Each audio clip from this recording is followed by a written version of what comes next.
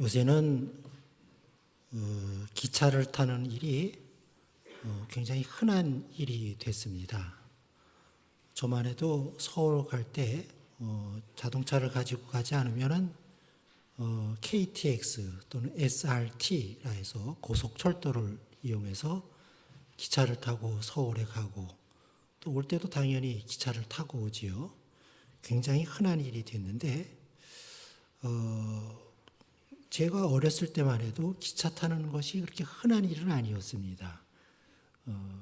그래서 옛날 기차가 조금 그리워요. 물론 요새도 좀 그런 형태의 기차가 있긴 하지만은 그런 어떤 낭만, 좀 추억이 어린 게 기차가 아니겠습니까? 이 기차가 선로를 따라서 달리죠. 선로를 따라서 이제 기차가 움직이게 돼 있습니다. 그걸 벗어나지는 못하고요. 그런데 이 기차가 똑바른 길을 가다가 일직선 또는 좀 쉰다 하더라도 선로 위를 달리다가 이게 두 갈래로 갈라질 때가 있습니다. 기차도 갈라져요. 그러면 갈라질 때 이 기차, 기관사가 내 마음대로 왼쪽, 오른쪽 갈 수 있을까? 그렇지는 않아요. 이 중간에 갈라지는 그 부분에 하나의 장치가 되어 있습니다. 선로 전환 장치라는 게 있습니다. 뭔지 아시죠?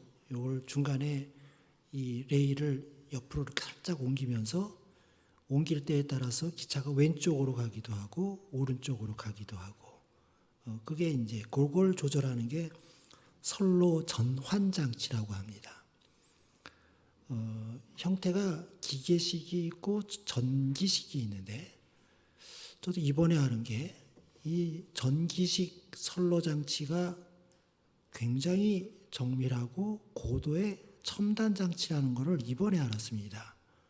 보니까 2020년도에 국산화가 성공했다. 완전 국산화가 2020년도에 성공했다라고 적혀 있을 정도니까 얼마나 그게 기술적인 정밀하면은 최근까지도 그걸 못 만들었을까. 그런 것도 그럴만한 것이 요새는 기차가 뭐 여러 대가 달리고 속도가 빠른 기차가 지나가니까 그걸 빨리빨리 해야 되니까 그럴만도 하겠다 싶어요. 그런데 그 전에 있었던 거는 기계식이란 말이죠. 생각해 보니까 기계식은 조금 수동성이 있는 거고 수동적인 거고 전기식은 아무래도 좀 자동성이 물론 조절을 한다 하더라도 누가 그거를 다룬다 하더라도 자동으로 움직이는 거니까 그런 차이가 있는 것 같습니다.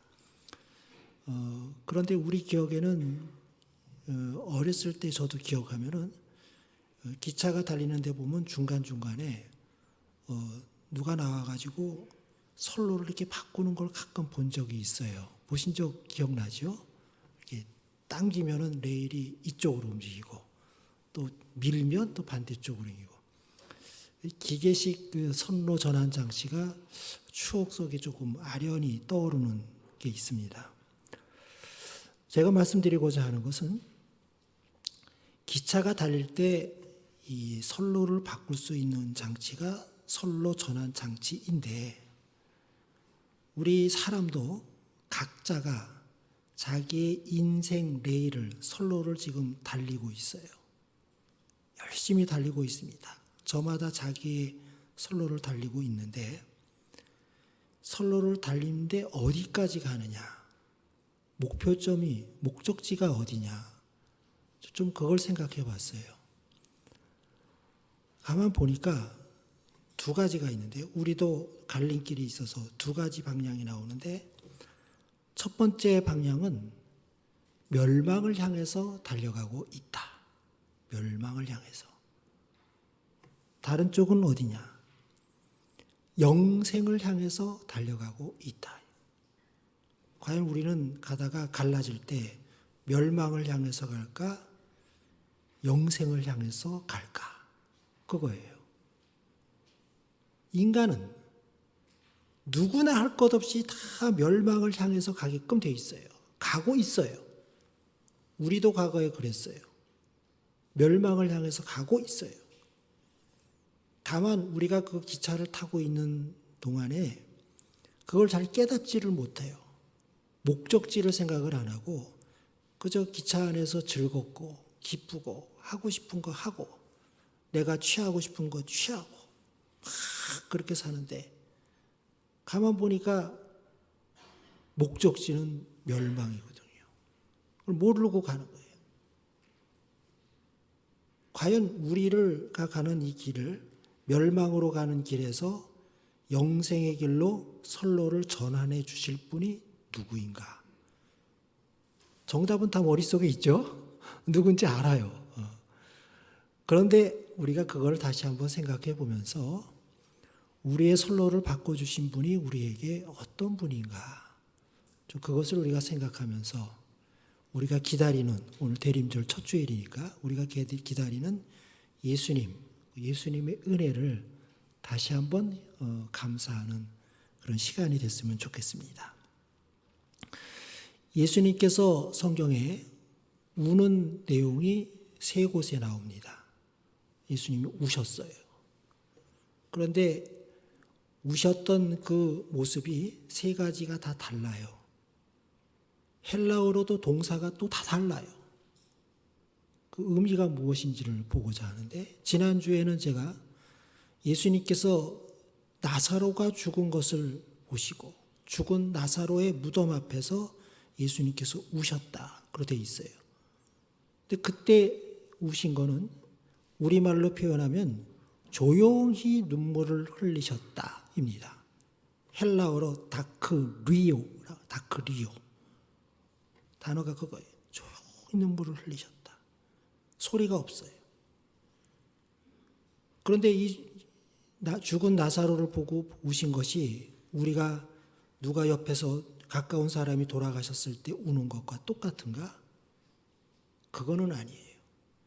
예수님께서 나사로가 죽은 것도 슬퍼서 속으로 우셨겠지만 그 깊은 의미는 뭐냐면 나사로의 죽음을 위로하기 위해서 왔던 유대인이나 또 오빠의 죽음을 슬퍼하는 마르다, 마리아 이 사람들은 다 살아있음에도 불구하고 예수님의 눈에는 다 영적으로 죽은 사람이란 말이죠.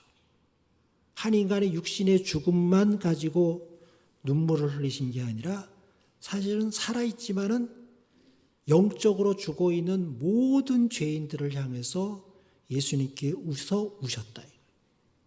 그게 첫 번째 다크리오라는 예수님께서 조용히 눈물을 흘리신 그 모습이었어요. 오늘은 두 번째 울음인데 헬라어로 클라이오라고 합니다. 클라이오. 이건 뭐냐면 소리내어 울다라는 뜻이에요. 소리가 없는 게 아니라 소리가 있어요. 그런데 그 소리가 뭐냐면 속 안에 있는 마음속에 있는 그 격렬한 비통, 슬픔의 통증이죠. 이 너무 커서 그것이 밖으로 새어나오는 울음소리예요. 우리도 가끔 그럴 때가 있잖아요. 슬퍼서 우는데 다른 사람이 좀 눈치 못 채게 울고 싶은데 소리가 막 난다. 너무 슬플 때는 꺽꺽하면서 소리가 나잖아요. 소리가 나와요. 소리가. 예수님께서 두 번째 우신 거는 뭐냐면 소리내어 우셨다. 격렬한 비통이 그것이 새어나오면서 예수님께서 소리를 내어 우셨다. 클라이오. 예. 왜 우셨을까? 이 의미를 오늘 좀 보면서 예수님의 그 사랑을 우리가 좀 이번에 또 깨달았으면 좋겠습니다. 구약 성경에 보니까 여호와 하나님께서 예루살렘을 보시고 눈물을 흘리셨다라고 표현된 것이 있어요. 이스라엘 백성이 죄를 범해요. 예루살렘 성에 있는 유대인들이 하나님을 떠나요. 하나님을 버리고 우상을 따라가고 하나님의 말씀을 외면하고 온갖 죄악을 범하고 하나님을 경외하는 것이 아니라 세상의 쾌락을 따라가요. 온갖 죄악이 범람해요. 유대인들이 죄를 범했어요. 유대인의 수도라고 할 수 있는 예루살렘, 거기에 있는 지도자들을 비롯해 모든 사람들이 하나님 앞에 죄를 범해요. 그래서 하나님께서 예레미야 선지자를 보내셔서 죄를 짓고 있는 유대인들을 향해서 하나님의 말씀을 전하게 하셨어요. 그 죄를 향해서 달려가고 있는 유대인들을 향해서 하나님의 심판을 예언하세요. 심판하신 게 아니라 심판을 말씀하세요. 뜻은 뭡니까? 회개하고 돌아오라요. 회개하고 돌아오라. 그러나 회개하지 않고 그대로 달려가는, 멸망을 향해서 폭주하는 열차처럼 끊임없이 달려가는 유대인들을 보시고, 예루살렘 성의 유대인들을 보시고 하나님께서 눈물을 흘리십니다. 예레미야 14장으로 가겠습니다. 예레미야 14장 16절과 17절 말씀. 거짓 선지자들이 나타나서 백성에게 얘기해요. 너희들 그렇게 하는 거 잘하는 거다. 괜찮다, 괜찮다. 예루살렘이 멸망한 적이 없고 앞으로도 멸망하지 않을 것이다. 달콤한 말로 거짓 선지자들이 하나님의 말씀인 척하면서 전하는데 그 말을 듣고 따르는 백성들이에요. 16절. 그들의 예언을, 거짓 선지자들의 예언을 받은 백성은 기근과 칼로 말미암아 예루살렘 거리에 던짐을 당할 것인즉 그들을 장사할 자가 없을 것이요 그들의 아내와 아들과 딸이 그렇게 되리니 이는 내가 그들의 악을 그 위에 부음이니라. 예루살렘이 그렇게 된다.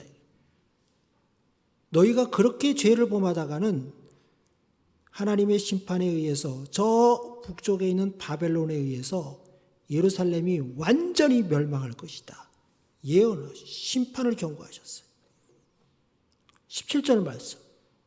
너는 예레미야에게 계속 말씀하시죠. 이 말로, 심판이 임할 것이라는 이 말로 그들에게 이르라. 내 눈이 밤낮으로 그치지 아니하고 눈물을 흘리리니. 하나님도 우셔요. 하나님도 우셔요.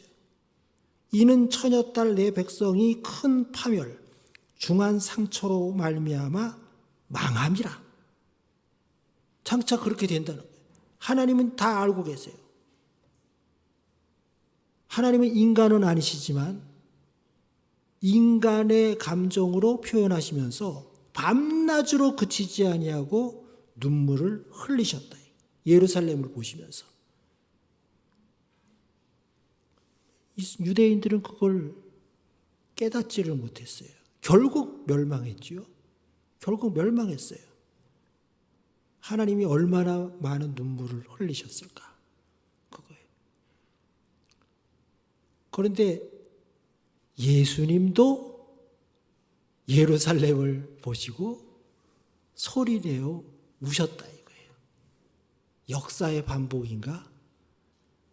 아니면 예레미야에 나온 글과 실제로 유대인들이 멸망한 것이 마치 장차 있을 일에 대한 하나의 먼저 보여진 예신가? 예수님도 우셨어요. 오늘 본문 말씀이 그거예요. 예수님께서 보시니까 예루살렘 성, 그 안에 있는 유대인들, 온갖 형식적인 신앙, 하나님이 아니라 율법을 강조하는 형식적인 신앙. 겉으로 보기에는 많은 사람들에게 율법을 지키는 자지만 속은 이미 다 썩어버린 유대인들. 예루살렘에 있는 사람들이 그랬다 이거예요. 똑같다 이거예요. 예루살렘을 보시고 예수님도 우셨어요. 오늘 본문 말씀 누가복음 19장 41절. 여호와 하나님이 예레미야를 통해서 밤낮을 그치지 아니하시고 눈물을 흘리신다라는 말씀처럼 예수님도 눈물을 흘리세요. 41절. 가까이 오사 성을 보시고, 예루살렘 성이죠. 보시고 우시며 클라이요. 감정이 북받쳐 소리가 날 만큼 소리내어 우셨다 이거예요. 참 이 장면을 우리가 제3자의 입장에서 이렇게 보더라도 예수님이 얼마나 마음이 아프시면 소리가 새어나올 만큼 울고 계시냐 이거예요. 너무 아파요. 아프죠. 우리가 생각해도 아파요. 그런데 왜 우시냐면 그 뒤에 이유가 나와요. 이르시되, 장차 있을 일에 대한 예수님의 예언의 말씀이에요. 너도, 예루살렘을 말하는 거죠. 오늘 평화에 관한 일을 알았더라면 좋을 뻔하였거니와 지금 내 눈에 숨겨졌도다. 그 예루살렘 성 앞에 하나님의 아들이신 평화의 왕 예수 그리스도가 오셨는데도 불구하고 그 안에 있는 백성은 알아보지를 못했다 이거예요. 멸망을 향해서 달려가는 기차 속에 있는 그 사람들이 어디로 가는지 모르고 그저 그 안에서 자기 것 사고 즐기면서 사는 그 모습이다 이거예요. 숨겨졌다. 43절, 날이 이를지라, 심판의 날이 이를지라, 내 원수들이 토둔을 쌓고 너를 둘러 사면으로 가두고. 성을 공격하는 방법이잖아요. 주변에 성문이 꽉 닫혀 있으면 주변에 성 높이만큼 흙으로 토둔 흙 언덕을 토성처럼 이렇게 높이 쌓아요. 올라와서 거기서 공격을 하는 거예요. 활을 쏘든지 창을 던지든지 기름을 묻힌 무슨 덩어리를 던지든지 막 공격하는 거예요. 44절, 또 너와 및 그 가운데 있는 내 자식들을 땅에 메어치며. 결국은 함락당하면 들어와서 무자비에게 다 죽이잖아요. 가장 사랑하는 자식들 다 죽는 걸 목격해야 돼요.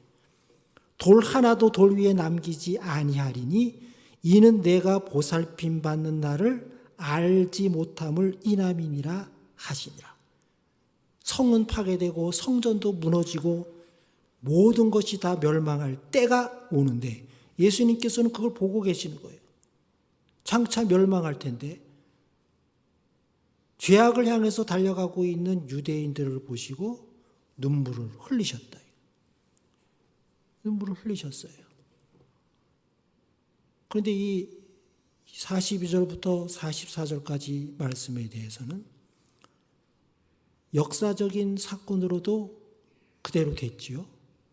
이 말씀을 하실 때가 AD 한 30년쯤이니까 그 뒤에 로마의 지배를 받고 있던 유대인들이 독립전쟁을 합니다. 로마로부터 벗어나자 이거예요. 독립전쟁을 해요. 로마를 대항해서 싸워요. 그런데 그게 되겠습니까? 그걸 내버려둘 로마가 아니잖아요. AD 70년에 로마에서 티투스 장군을 보내요. 이 사람은 나중에 황제도 되지요. 티투스 장군이 로마 군인을 대동하고 와서 AD 70년 4월 달에 포위를 합니다. 실제로 됐어요. 포위. 4월부터 포위해서 8월 달에 완전히 항복을 받죠. 항복이라기보다는 점령을 해요. 9월 달에 완전히 전쟁이 끝나요. 완료가 돼요. 역사적인 기록에 보면은 그때 그 안에 있던 유대인들이 110만 명이 죽었고, 역사적인 기록에는 유대인이 110만 명이 죽었다. 포로로 끌려간, 노예로 끌려간 거죠. 사람이 9만 7천 명. 그 중에 우리 영화를 보면은 노예들을 어디서 사용하냐면 검투사로 해서 경기장에서 싸우게 하지요. 죽을 때까지 싸우는 거예요. 놔주는 게 아니잖아요. 유대인들 가운데 포로로 노예로 끌려갔던 9만 7천 명 가운데 약 1,000명은 검투사로 사라졌다. 그렇게 기록이 되어 있대요. 예루살렘 성은 파괴되고 성전은 다 사라지고 예수님께서 하셨던 이 말씀이 약 40년 뒤에 그대로 이루어졌다. 예수님도 알고 계셨겠죠? 그걸 보시고 우셨다 이거예요. 그런데 생각해 보세요. 예수님께서 단지 40년 뒤에 있을 그 사건만 가지고 우셨는가? 아니에요. 예루살렘 성에 있었던 유대인들이 죽는 걸 보고 그것만 가지고 눈물을 흘리셨는가? 아니라는 거예요. 한 민족, 유대 민족이 멸망하는 것을 보고 예수님께서 우셨는가? 그것만 보고 우셨는가? 아니다. 왜 우셨겠습니까? 모든 인간이 똑같이 멸망을 향해서 달려가고 있는 것을 보시면서 예수님은 우신 거예요. 예루살렘 성은 단지 하나의 상징이에요. 그 속에 있는 사람들이 다 죄인이었단 말이에요. 다 죄인이었어요. 달려가고 있어요. 그래서 사도 바울은 그렇게 멸망을 향해서 달려가고 있는 사람들에 대해서 기록을 하고 있어요. 오늘 그걸 보면 로마서 3장 10절부터 18절까지 말씀.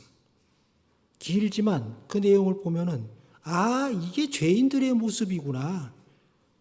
그저 그냥 이 세상에서 하나님을 모르고 그냥 자기 멋대로 살고 자기 욕심대로 살고 그런 사람들의 모습이에요. 그냥 멸망을 향해서 그냥 막 달려가고 있는 열차 속에 있는 사람들이야.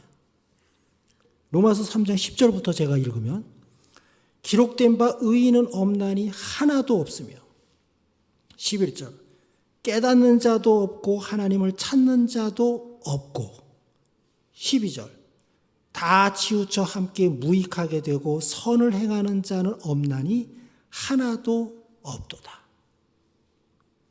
아무것도 모르고 그냥 사는 거예요. 13절 말씀. 그들의 목구멍은 열린 무덤이요 그 혀로는 속임을 일삼으며 그 입술에는 독사의 독이 있고 14절 그 입에는 저주와 악독이 가득하고. 이게 똑같은 상황인지 모르지만 요새 사회에서 들려오는 소리들을 보면 다 이런 소리인 것 같아요.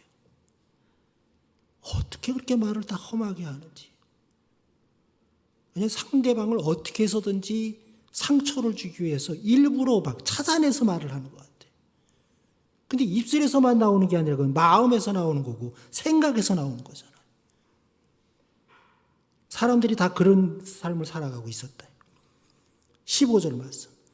그 발은 피 흘리는데 빠른지라. 16절. 파멸과 고생이 그 길에 있어. 결국 파멸을 된 길로 가고 있는 거예요.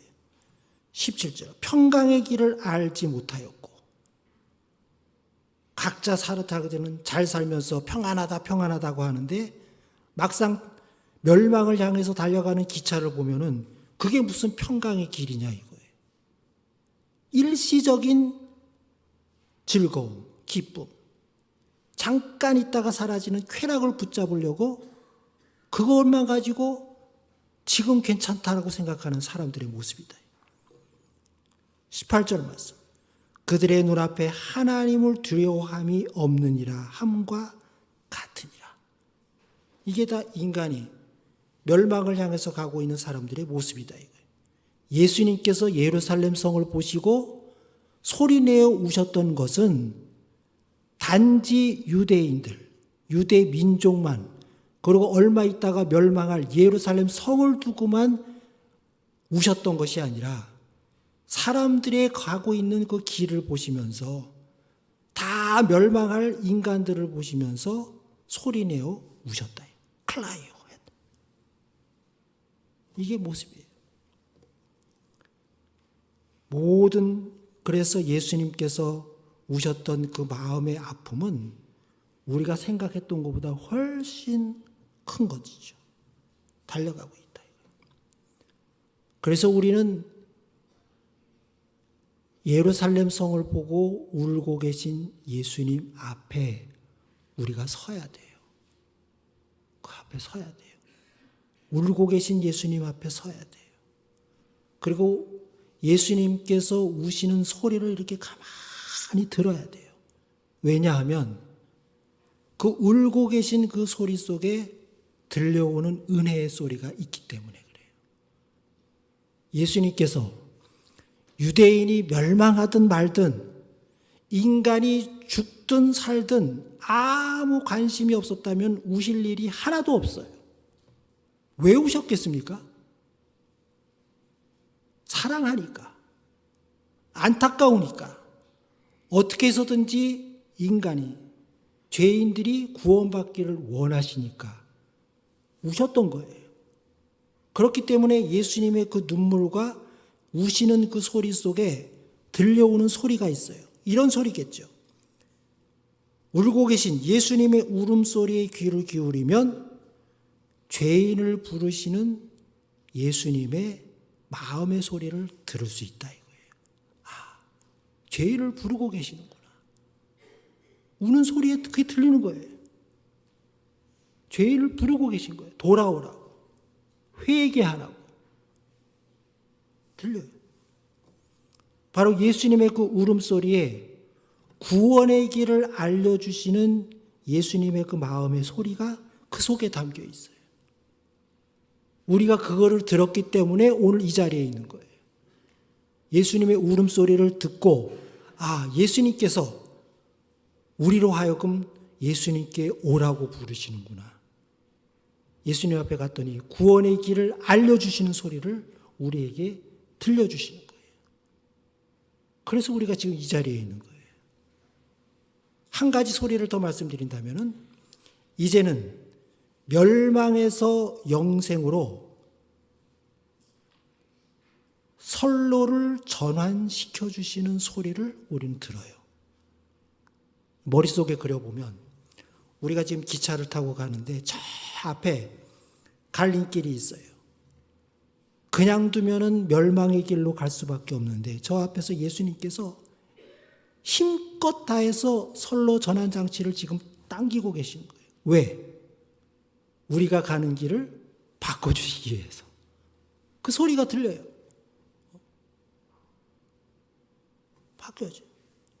그래서 우리가 갈 수밖에 없는 길에서 방향이 바뀌어서 영생의 길로 기차가 확 휘면서 가는 것이 우리가 구원받은 은혜다 이거예요. 생각할수록 은혜죠. 우리 성경 말씀 하나 보겠습니다. 요한복음 5장 24절 말씀. 이 말씀을 읽으시면서 조금 전에 말씀드린 예수님께서 선로 전환 장치를 당기셔서 우리의 인생 기차의 방향을 바꾸신 그것을 생각하면서 보시면 될 것 같아요. 제가 읽으면 24절. 예수님께서 직접 하신 말씀이죠. 내가 진실로 진실로 너희에게 이르노니 내 말을 듣고 예수님의 그 울음소리 그 속에 들어있는 죄인을 부르시고 구원의 길을 알려주시는 그 소리 그 내 말을 듣고 또 나 보내신 이를 믿는 자는 믿는 거예요. 믿는 거. 우리에게 갖고 있는 믿음 아닙니까? 영생을 얻었고 심판에 이르지 아니하나니 사망에서 생명으로 옮겼느니라. 선로가 확 바뀌는 거예요. 사망에서 생명으로. 아주 멋진 그림이 되겠죠. 단순히 그림이 아니라 실제로 일어났던 사건이에요. 우리 앞에서 일어난 사건이에요. 그래서 우리는 지금 영생을 향해서 폭주할 것도 없어요. 천천히 가도 돼요. 가장 느린 기차라도 돼요. 그냥 평안하고 기뻐하고 즐거워하고 감사하고 은혜가 충만한 가운데 예수님과 함께 우리 옛날에 저도 청년부 시절 때 꼭 기차 타고 우리 강원도 쪽에 1년에 한 번 정도 우리 교회 친구들하고 놀러 가요. 신나잖아요. 그때 생각하면은 그때로 돌아가고 싶어요. 그냥 기차만 타도 신나는데 친구들 있고 기타 치고 우리가 영생으로 가는 길이 그 기쁨과 즐거움이다. 예수님과 함께하는 선로 전환 장치를 당겨주신 예수 그리스도에 의해서 우리는 가고 있다. 우리가 지금 대림절을 보내면서 기다리는 예수님께서 우리에게 주신 은혜다. 우리 그런 머릿속에 그런 그림을 그리면서 24절 함께 읽도록 하겠습니다. 시작. 내가 진실로 진실로 너희에게 이르노니 내 말을 듣고 또 나 보내신 이를 믿는 자는 영생을 얻었고 심판에 이르지 아니하나니 사망에서 생명으로 옮겨내니라. 확 바뀐 게 느껴지죠. 우리가 지금 그런 길을 지금 기차가 가고 있다. 그런 예수님을 우리가 또 기다리면서 우리에게 주신 예수님의 은혜를 또 막 정말 감사하면서 예수님과 함께 인생의 열차를 달려가는 성도가 되기를 주님의 이름으로 축원합니다. 기도하겠습니다. 하나님 아버지, 멸망으로 달리던 우리들, 하나님께서 보내주신 예수 그리스도께서 우리의 인생의 선로를 바꿔주셨기 때문에 이제 우리는 멸망이 아니라 영생을 향해서 즐겁고 기쁜 마음으로 마치 기차 여행을 하듯이 예수님과 함께 가게 하시니 감사를 드립니다. 대림절 기간을 보내면서 우리는 예수님을 또 기다립니다.